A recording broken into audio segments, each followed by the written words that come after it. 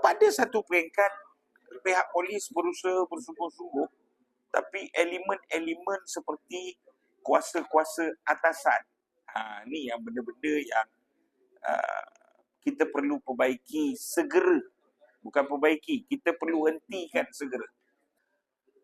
Setakat ini ada perkara-perkara kecil yang mungkin ada perubahan yang membanggakan, yang boleh dibanggakan.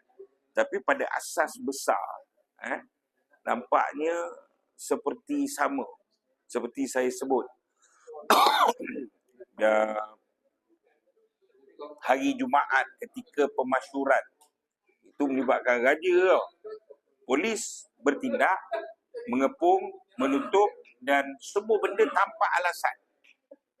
Bila kita tanya arahan atas, ini mengingatkan kita bahawa sebelum ini pun begitu, arahan atas. Tapi kita kena okey lah sebelum ini, tapi raja pun kena perkara yang sama kan.